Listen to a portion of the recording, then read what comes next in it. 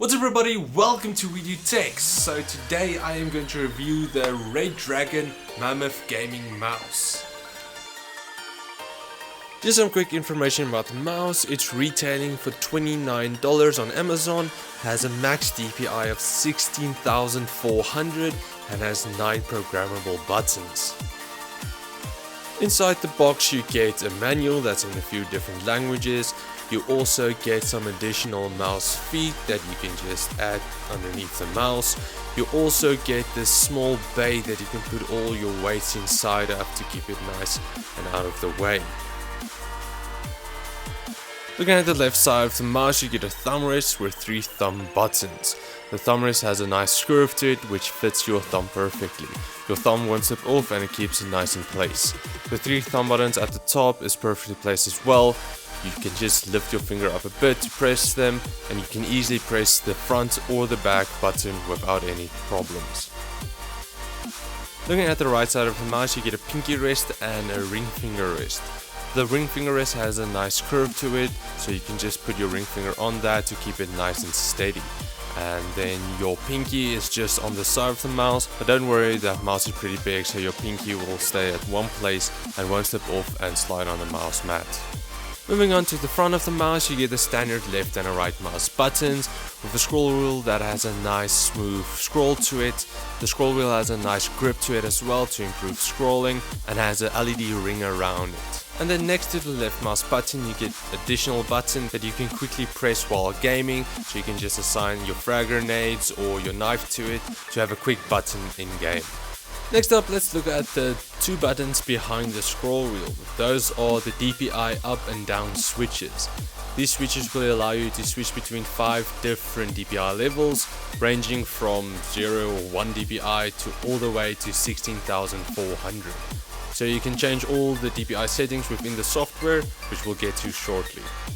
Looking at underneath the mouse, you get the 2 large mouse feet, a bay that you can just twist open to reveal the 8 2.4 gram weights, so you can take out the weights to make the mouse nice and light for you. You also get, like I said, with the packaging, you get the small bay that you can put all your weights inside of to keep it out of the way. And then also underneath the mouse you get the profile switch button. This button will let you switch between the 5 different profiles you can go set within the software, and we'll get to that now. Okay, so moving on to the software, you get the 4 different tabs. You get the main tab where you can adjust all your different macro keys on the mouse. You can all the clicks, you can change the DPI settings and everything. Down here you've got your 5 different profiles you can choose from, so you can set each one. So you can see these ones have different keys assigned to them, so yeah. You also have your acceleration of the mouse, your mouse pointer speed, scroll speed, double click speed and your polling rate, which is always nice for gaming. Moving on, you get the DPI tab where you can assign all the DPI levels for the DPI switches. So you've got 1000, 2000, go up to 16,000. So yeah, you can just assign them here. Okay, and then moving on to the lighting tab, you get all the different LEDs you can choose from. So first off, you've got the red, which is standard. Then let's go to this orange one. It's a bit orange, then yellow. You can go to this yellow, which isn't yellow on the mouse at all. You also get your green, isn't green. And then this green is green. So some of the lights aren't really that accurate, so just quick click through them all so I can show you guys.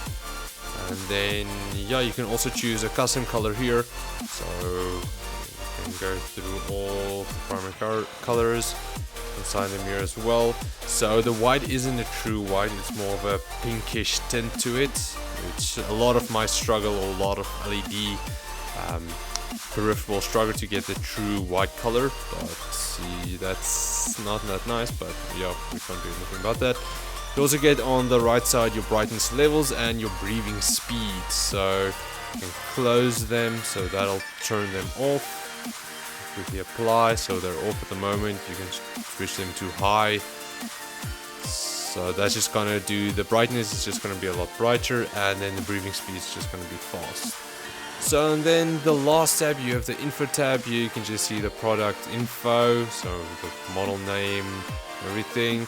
You got help information, just the website, everything, version of the mouse and the software, and then contact information. So yeah, that's pretty much it for the software. Okay, and then lastly, let's get to the good and the bad parts about the mouse. So the good ones was the buttons. I really liked that button just left of the left mouse button. Is a really nice feature to have. Also then the 3 thumb buttons, so you can, what nice about all these, you can just go program them and literally do anything you want with them. So that's a really big plus. Also the sensor was nice and smooth, never had any issues with not being accurate or anything. It was really nice. And then finally the weight. So this is always a nice feature to have as well. You can just make the mouse a bit lighter or a bit heavier just to fit your playstyle. Again, then the bad parts about the mouse.